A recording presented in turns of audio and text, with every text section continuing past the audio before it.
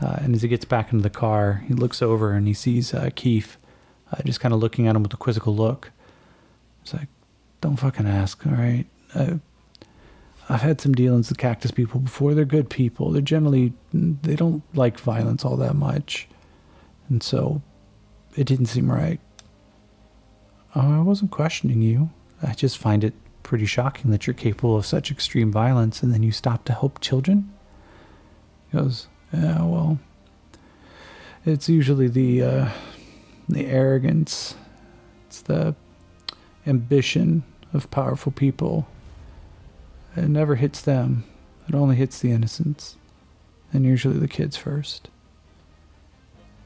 I think I understand you a little bit more than I did before, Yakeem.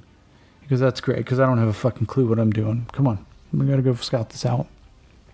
Said it's about a day away.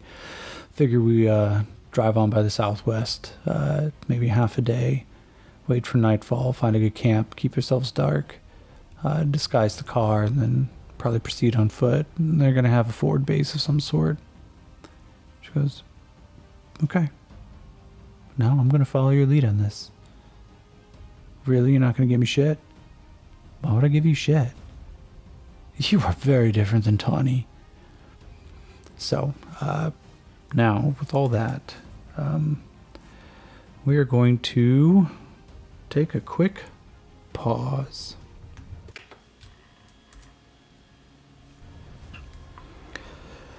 All right, so, as, let's see. All right, let me go back through my notes here. So as the cactus people get their mechanical horse back up on the road, and as Yakeem and Keith begin scouting out their way, I'm going to move the fate or the chaos factor down to 5. Let's see here. So threads list, we are much closer to finding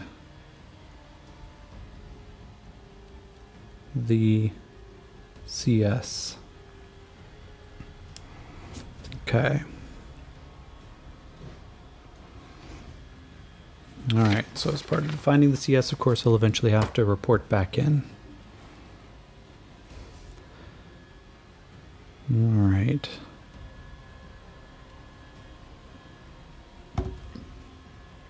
So, chaos factor down to 5. Let's start with, we assume that the rest of the trip is going to be trying to find this forward operating base. At least that's what we hope it is. We don't know yet. So I'm going to roll on the fate chart as they travel towards the southwest. It's a 3, so it's below. And that is a slightly altered scene. So let's see. 42. Oh, that's the wrong thing to roll.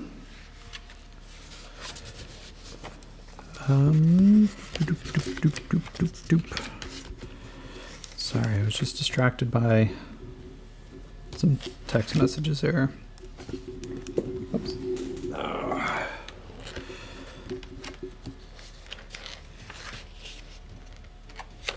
Scene adjustment for increase in activity. Okay, let's find out the meaning of the activity.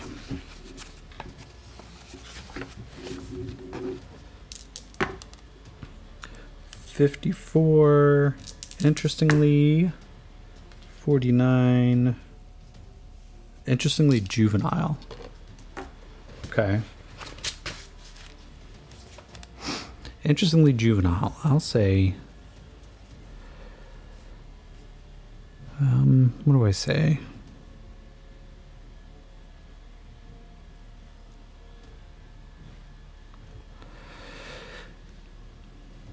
Oh, I've got an idea. Interestingly juvenile. Let's go look at another table. Locations, gods, terrain, undead, visions.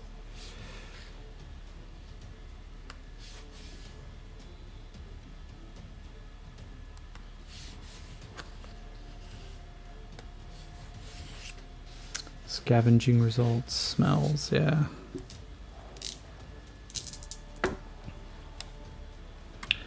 $91, strong, 18. Strong, disagreeable.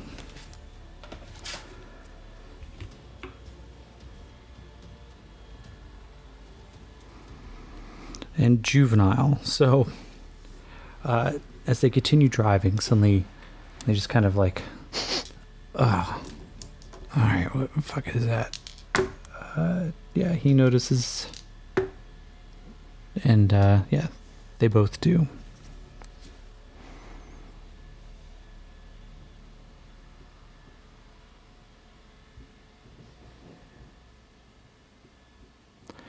They both notice that there is a series of latrine pits and a small sign spray painted over that says, what does it say?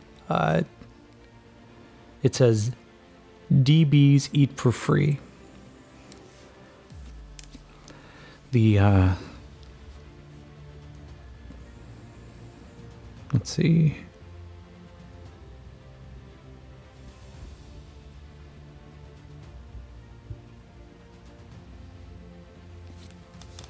It says DBs eat for free. The small placard, of course, just gets kind of like a look of disgust from Keith, and Yakeem just kind of looks through it and just like, oh, fucking classy. We're on the right way. But, yeah, you know, fucking kids, that's who they recruit. They get him out of the Cheetown burbs or anyone from, you know, farming communities or whatever. Sometimes they actually start, you know, just gathering up like farm hands, kids, whatever. It's never the rich old ones who go to war. We only send the young and the poor, don't we? And Keith, no, it sounds like you have some experience with that. Was that the way for you? Yeah, kind of. I thought I was volunteering for the right reasons. Let's not get into that right now, though.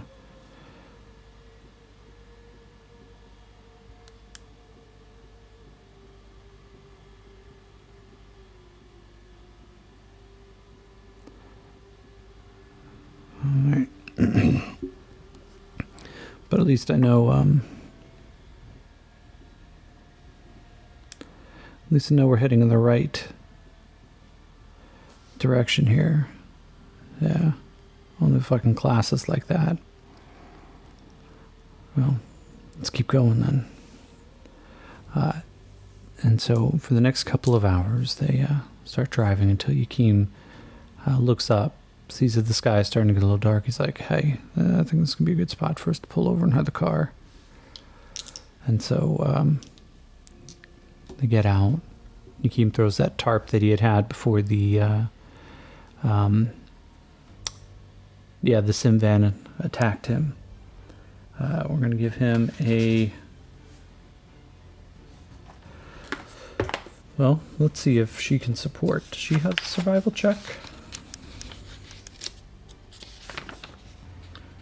And that's right, she does not. So I'm going to instead give her... Let's say she's going to give a stealth roll, which is a D6.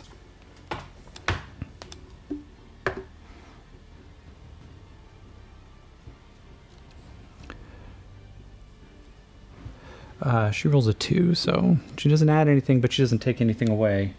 For him, his survival is a D6 as well.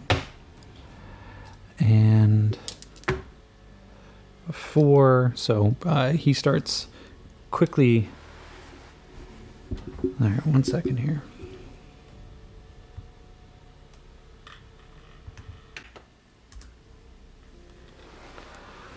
Alright, so as the two begin to set out, leaving the car behind, Yakeem gets, let's see here, we'll give them Yakeem's stealth, or his survival check. Let's It's a 5. I already rolled for that. Never mind. The car is well hidden, and the twosome set out. As they start making their way through, Yakeem keeps his rifle at the ready, not really willing to part with it at this point. And as he starts glancing around, he goes, yeah, unusual if they're going to have a pit like that out here. Either they set up an encampment and moved forward, so we should be seeing some signs of it soon. It's going to be an easy enough trail to follow. If it's a large enough recon group, then either they're going to be packing maybe only a couple of small motorized vehicles, or they may even have a couple power armor with them. Just keep our eyes open. It won't be hard to... it'll be easy to find. And Keith just goes, so you mean to tell me that you have fought them before, huh? Yeah, I'd say that I have. Kind of pissed us all off. She goes, I really do want to learn about what happened in Newtown. She goes, let's make camp for the night, get ourselves under some cover. We're going to want to keep things quiet as we approach, so if we're going to talk about it, we're going to talk about it tonight. After this, when we set up and start heading out, we got to keep a real quiet approach. Samus power armor can hear a whisper from over 600 yards away, and if they've got a UAR-1, well, they may already know we're on our way. She goes, well, we haven't been blown up yet, so I'm going to assume that probably means that they don't. Yeah, or they're just fucking with us. Come on, let's keep going. We got some daylight to burn. They settle down for a night's rest. Since both of them only need to sleep for about 4 hours, they decide that they're gonna... Well, let's see here. Let's see, does he have a battle skill? Oh, he does not, so it's gonna be unskilled. Let's give him his wild die. So 1 and a 3 minus 2, so yeah. Keem goes, alright, I got an idea. It's probably a fucking dumb idea, but we could probably cover more ground, get up real early, but you only need to sleep for a few hours, right? Yeah, only about 3 or 4. Yeah, same here. We could just forego a watch, keep things dark, get complete cover, and then wake up in 4 hours and set out. She goes, is that really a good idea? What if they approach? I'll be honest, if they approach at this point, then, well, if they approach fast and unseen, then they're going to catch us unawares anyway. If we're going to, I don't think we're close enough to them that that's a real issue, though. No. Okay, you know a little bit better about this than I do. So as they bed down, she goes, can you tell me a little bit about Newtown? I'm dying to know. What happened? Why did the JAL, burn Newtown to the ground? And so I'm going to give her the last persuasion roll. She's really trying here. It's a 2. Yeah. He goes, well, we were duped. It might be best hearing it from Julian. I think he'd be interested in meeting you when we get back. Why don't we just hold that story for another time? She goes, ugh, alright. Felt like I was so close to finding out what happened. It's like we don't really advertise it for a very good reason, but you know what? I think we get back with this information, you're still intent on helping me with my whatever you want to call this, then you can hear the story. Well, that assumes that we're going to survive through the night, so here's hoping, right? And as they go to sleep, let's see, chaos factor 50-50. And so, as Yakeem dreams, his mind just begins to lock on to the story. And we go into Newtown. We go into the siege of Newtown. The fortress has already fallen, and the JAL is beginning to pick through. Let's see, is Yakeem part of the group that gets into the secret lab? Oh, yeah. Technically I rolled a 1, so it's an extreme yes. So we're going to say he was one of the 3 teams that gets into the lab. The Ultratech Industries, who had promised the Prometheus treatment the ability for a juicer to live forever, or at least extend his life out as much as up to 10 years, maybe even longer, maybe even living a normal life altogether. But the truth is so much worse. He came moving through, holding up a one of the standard Coalition long rifles, sweeping through with a flashlight attached to the end. Another couple coming through, juicers all, each one of them, including there's a couple of larger bully creatures. They stand easily about 10 feet. And even for juicers who tend to hit the growth hormone and shoot up their height even more. All of them wearing the collars and harnesses, some of them not even wearing armor at this point, or bits and pieces that they had scavenged off of Coalition soldiers. The odd black piece glinting almost like a beetle's carapace, just catching and gathering light as it's been attached and looped through with leather bits just to hold it against the body. The 2 larger creatures, known as Ogre, distant relatives of humans and very adept to taking the juicer augmentation. Each one of them holding what looks like a heavy weapon of some sort. Plasma rifles, shotguns, assault rifles, anything that could be available. Another one up front with 2 vibro longswords drawn. Just begins to push open a door. The sizzling of the metal begins to hit as they come into a completely stark white room. They can see here that there is harnesses hanging from the ceiling that look almost akin to like the juicer augmentation harness. And let's see if anybody recognizes it. 50-50, 64. No, nobody, as they start looking around, what is this place? Well, if I had to guess anything, this is probably some weird fucked up science lab, huh? We should burn it. No, friend. We gotta still find out what's going on here. Yakeem kind of steps into a corner and goes, hey, I think there's something over here. Let's see. We'll roll. It's a 31.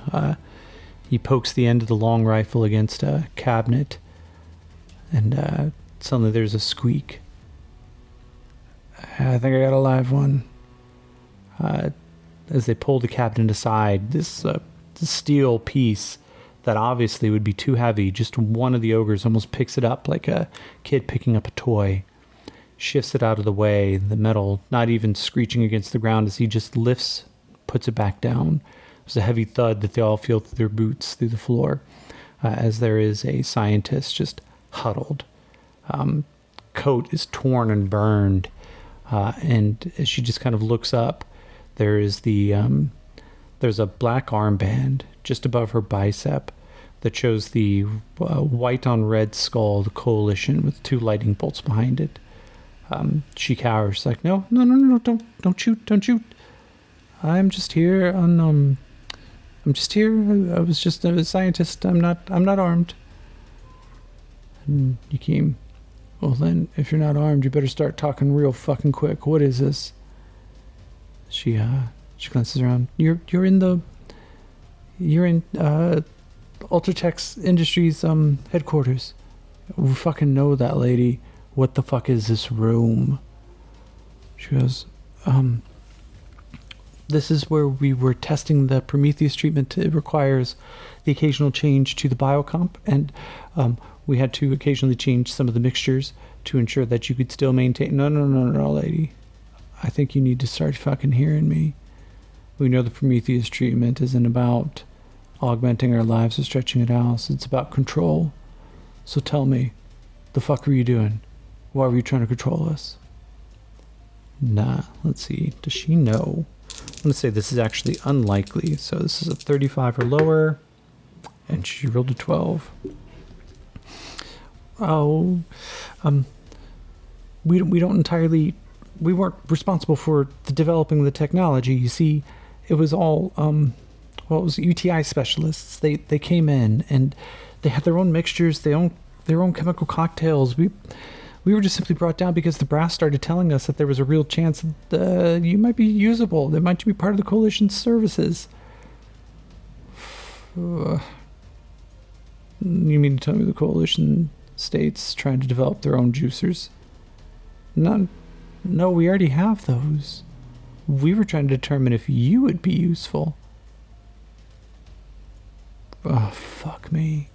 You were going to use us for foot troops for your fucking war, weren't you? Well, I mean, if anybody who wanted to sign up, they were willing, and we were performing the conversion on volunteer basis first. We didn't know what was in the cocktail, though.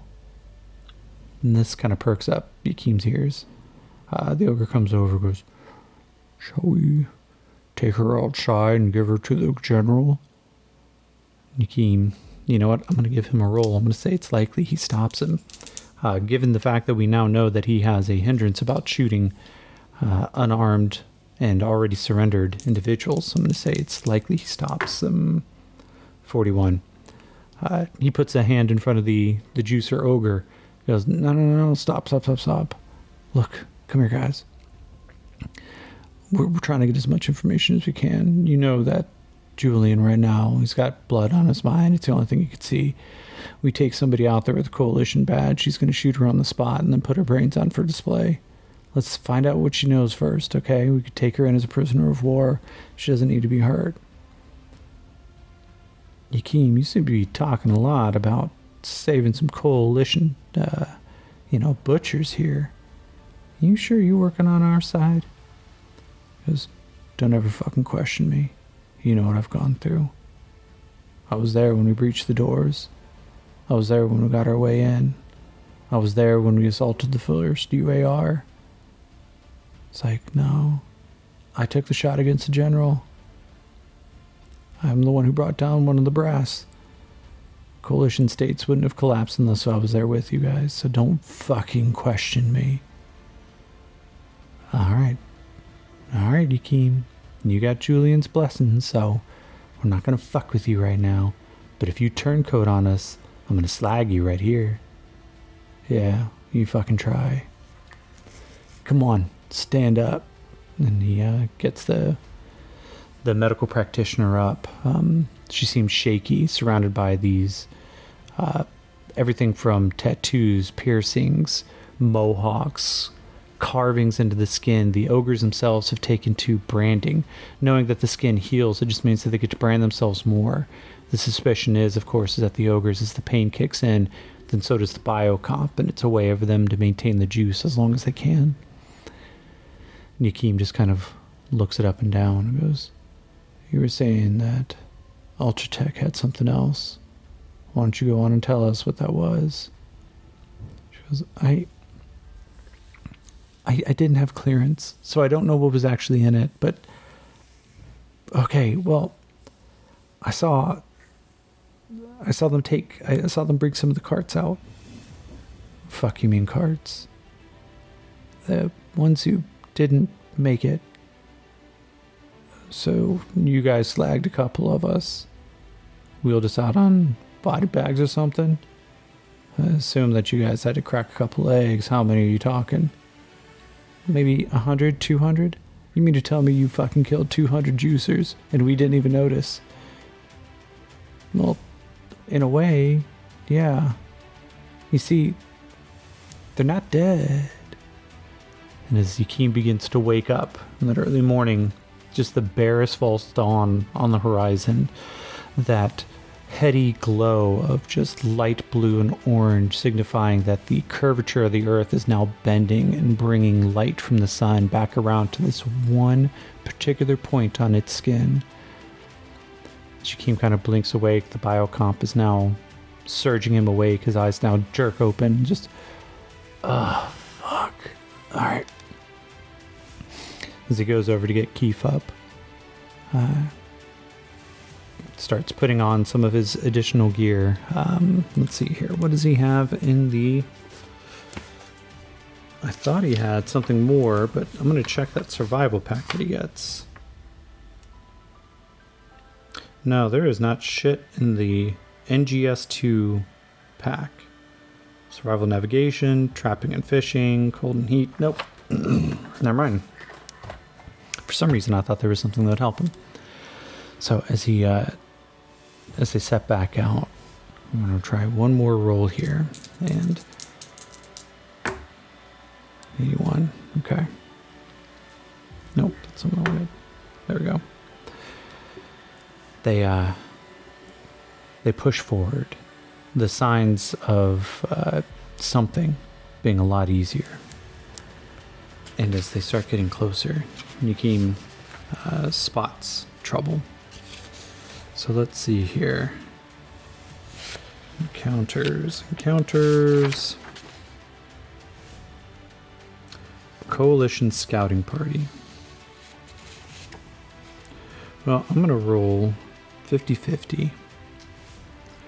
Is it a coalition scouting party for a yes or recon and force for a no? It is. Oh, that sucks. Oh, I'm so sorry, Yakim. Okay. 3d8.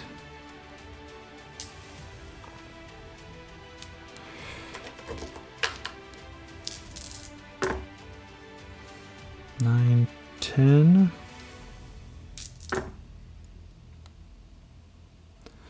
And 16.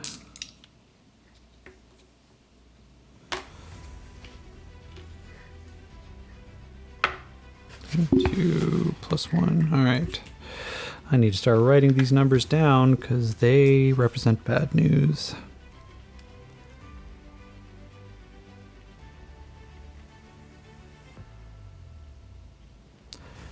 Skelebots.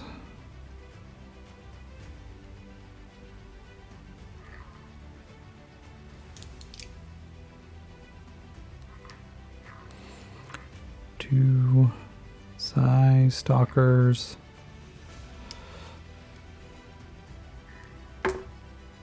And a 4. Yep. And 1 UAR1 Enforcer robot vehicle. All right. As oh, that sucks. So as they begin to approach, there is a sudden just. Yakim notices it right away, and Keith just a split second behind him. They take low profiles. The heavier grass now beginning to hide them. Actually, let's give an idea for the wilderness here. Okay, let's get to the wilderness table.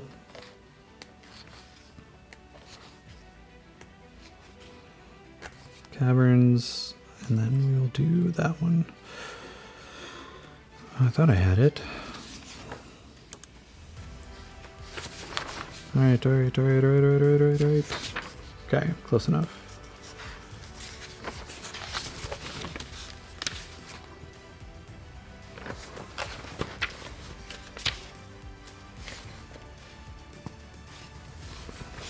One day I'll be good at these tables, but right now there's just so many tables. It's so hard to figure out which one's going to be perfect. And so while I'm trying to do my best, I thought I had them organized with little notes at the top. Terrain descriptions, that's what I was looking for. So, let's see. 69, nice again. Primitive. 33. Primitive environment. Okay, now let's take a look at army descriptions. 85, tension. 39, helpful. Tension, helpful, okay.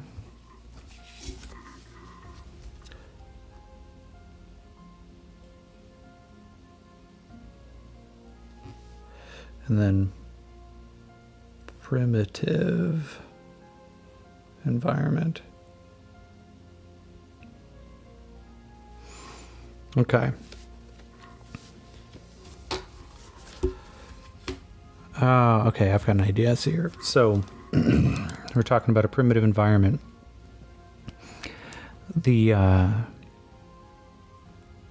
first take their approach, and Yakim kind of signals and waves over to Keith, points upwards, and as she kind of scales her eyes up, they see the primary head of a giant skull. It is almost looking in their direction, though drifted off slightly. A massive cluster of radar dishes and antennae stick over its left shoulder. The skull itself doesn't appear to move or turn. And so close that he's practically whispering in her ear. He goes, "That's a UAR. It's one of their robot vehicles." You know, and I'm a stage whisper. So he goes, "Yeah, that thing there's that's bad fucking news. If they've brought one of those this far deep, then they're anticipating fighting with force. We're probably going to find a pretty well-entrenched group here." Keith, how do you want to approach this then? We got to get numbers. We got to get scope, layout, how they're holed up, and then numbers of forces. We could probably do this, but it's going to be difficult. If even one pilot runs back to that robot, then we're fucked. Well, then we got to make sure that they don't run back, huh? Yeah, but you can't approach it either.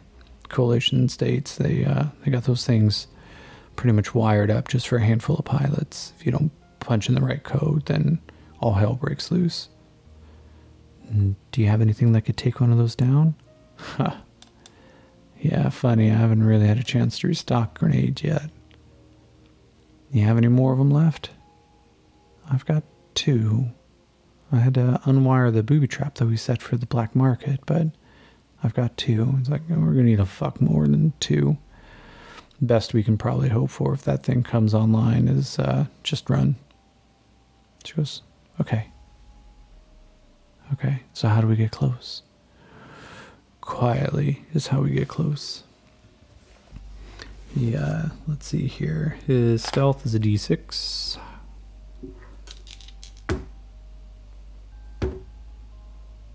Alright, and hers is a D8.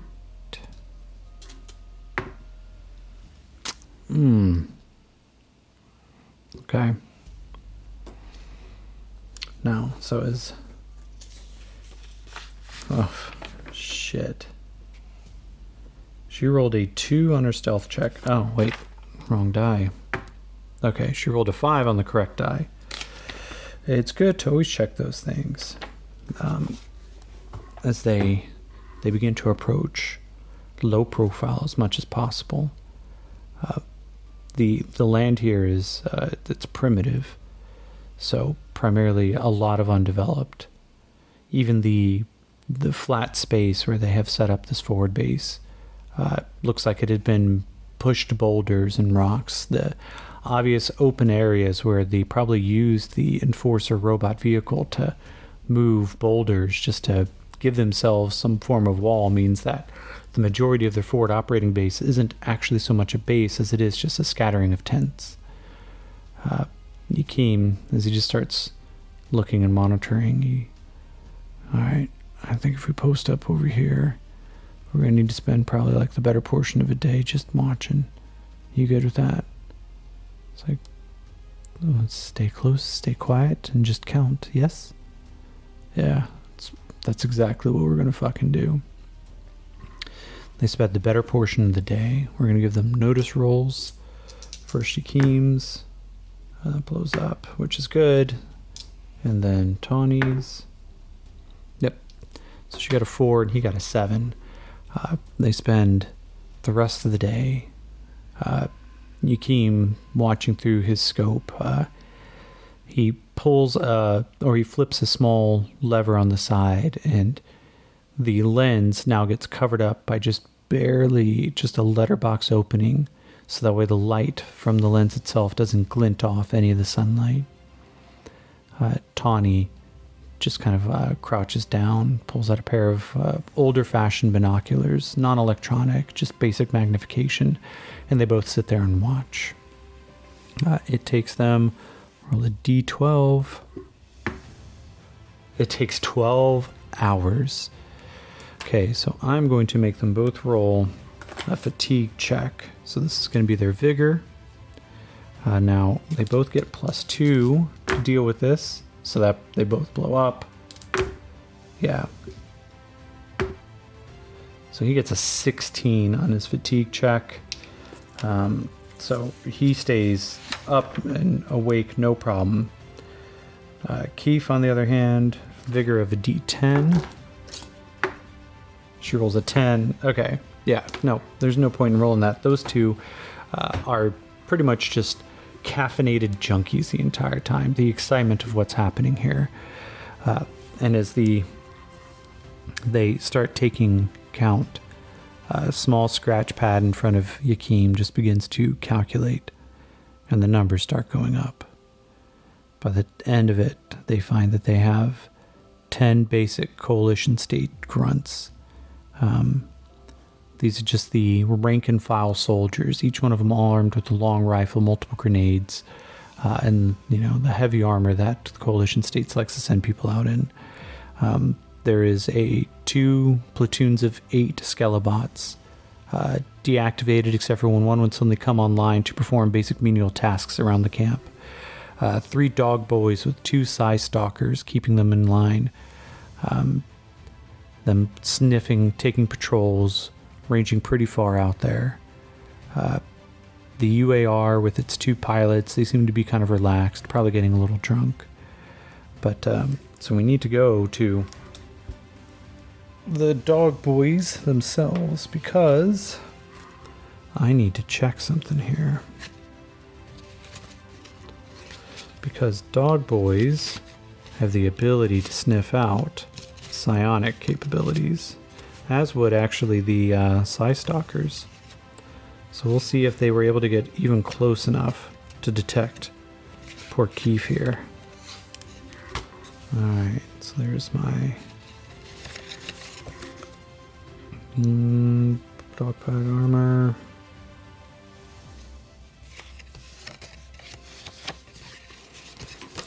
Nope, nothing there.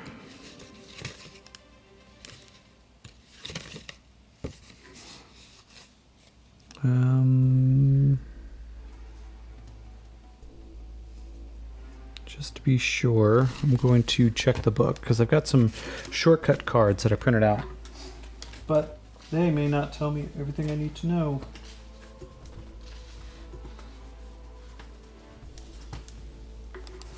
So we're going to go right to the Coalition section of the Savage Foes of North America. Let's see. Keen Sense. We use a notice roll to detect. Okay.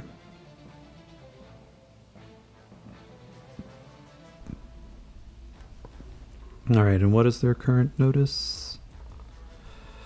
It's a D8. I'm going to give it, let's see. The first thing I'm going to do is I'm going to ask a fate roll. Are they close enough that the Psy Stalker or the Dog Boys would pick up Keith? It's an 11. Oh shit. Which means not only is that a yes, we have an encounter. There's a random event that occurs. So let's go to find out. Random event focus table. D100. 82 PC positive. Okay. Let's go to the meeting tables to try to figure out what the PC positive thing is. 94. Swiftly. 42. Swiftly harsh. Okay. So, as the two of them are posted up, keeping an eye on this from a long range, momentary encounter, there's a dog boy that just begins to... Hey, I smell something. And the Psy Stalker comes over. He goes, and what do you smell, boy? I don't know. It's too far. But there's something. The Psy Stalker looks up, closes his eyes, sticks his tongue out, not entirely unserpentine-like, and then turns and goes, I don't sense anything. Get back in line. And hits this poor dog boy. Just a little whimper. Just, the dog boy stalks off. Its nose still in the air, but now afraid to catch the attention of the Psy Stalker, because that could have been real bad if they were discovered. So I'm going to say that is the end of that scene. As they get those numbers, it takes them 12 hours, and in the middle of the night, we're going to... Now, this is kind of a difficult one. The chaos factor, based on the roll for the size of the group, this is a much larger group than what Yakim was expecting. But they've done really well with some of their rolls. They've lucked out on quite a few things. So I'm actually going to keep the chaos factor at 5 for now. I would say it would bump down 1 because of the how well they did, but they are still in very grave danger monitoring this large of a group. Just that robot vehicle alone could obliterate them. So we're going to go now. Let's see, take a look at the character list. Do we need to add anything? Yeah, we're going to put in for the character list. Let's see. Is there anyone I need to take off? You know what? I don't think the Gombi are going to be really that much of an issue. I thought they were going to factor in more as they would show up on the list, but truth be told, outside of just that one in just that one that was in the junkyard, they haven't shown up again. But in its place, I'm going to put Coalition States Forward Recon. Okay. So now let's see. After 12 hours, we're going to roll on the chaos factor 10. So proceeds as normal, which, whew. So the camp begins to settle down for the night. Yakim, confident in the numbers, looks over to Keith. She catches his eye. They both nod, and they both go to make their escape. So I'm going to give him a stealth roll. 1 and a 3. No. This is the thing that gets bennied. That's what I'm talking about. 12, 20. Now Tawny. Oh, wrong die again. And she's now Keith. So that's a 5. Okay. So Keem leads the way, and as Keith starts to flag behind just a little bit, she begins to slow down, and he just reaches back and just like, no time for that. Come on. And they move forward.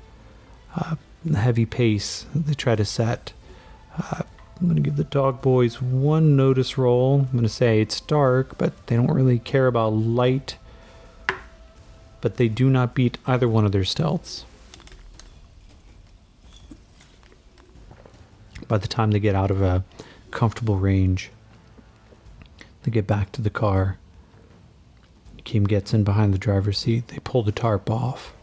Vehicle looks untouched. Actually, let's just make sure. We'll roll. Is the car untouched? I'm going to give it a very likely 17. Yeah. Car is completely untouched. Yakim pulls back the tarp, wads it up, and puts it back into the back seat. Starts clearing some of the bent over limbs and everything else that's around it, just to make sure it doesn't look like something was obviously here. And he gets behind the driver's seat, and then he just leans forward and puts his head on the steering column. And as Keith gets in, what exactly is the matter with you? Shouldn't we be getting out of here right now? Oh. This is bad fucking news. I wasn't expecting that. That what we just saw in there. Dodge City wouldn't stand a chance. We gotta get this news back to Julian right the fuck right now. His paranoia is right. She goes, well, you have a drop point for him. Yeah, I do.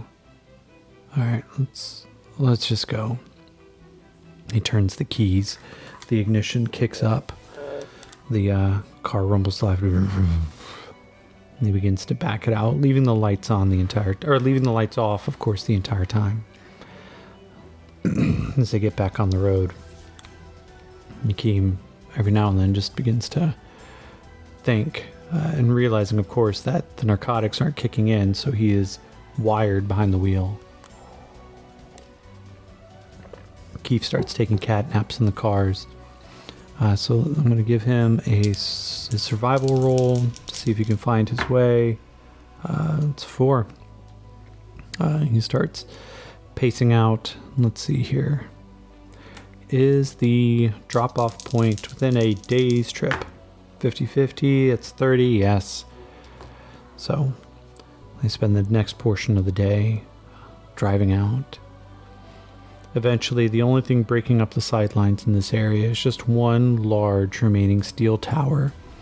The girders look like they have been welded together over time, but towards the top of it, there is just one large radar dish. Not even a radar dish, right? It's supposed to be a converted long-range radio repeater.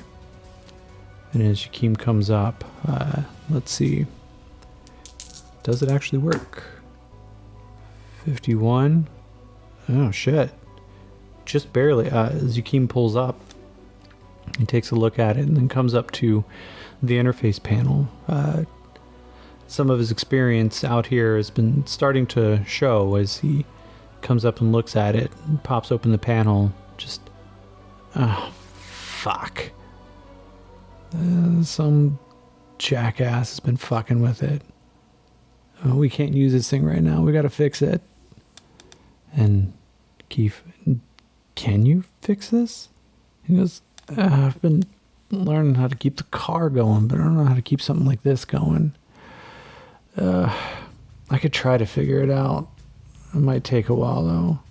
It's like, well, as long as nobody comes, I think you'll be fine. Yeah, here's hoping. So, normally I would say this would be a repair roll, which has got a D4 in, but this is also electronics. So, I'm actually going to say it's an untrained, so it's going to be -2 with a D4.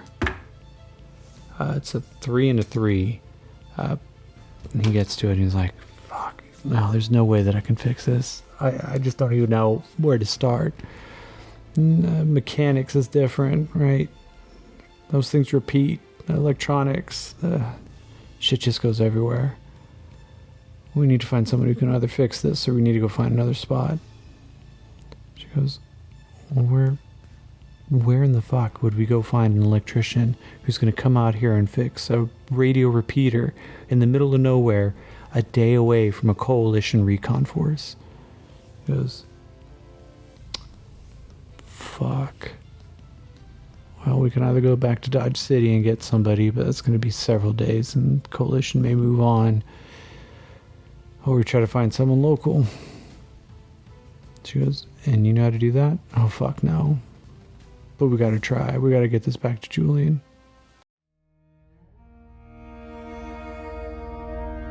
Please join us on Patreon at patreon.com/dyingsci.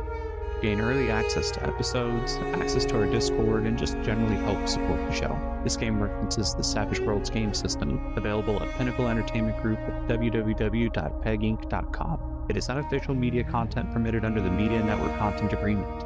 This content is not managed, approved, or endorsed by Pinnacle Entertainment Group. Certain portions of the materials used are the intellectual properties of Pinnacle, and all rights are reserved. Savage Worlds, all related settings, and unique characters, locations, and characters, logos, and trademarks are copyrights of Pinnacle Entertainment Group.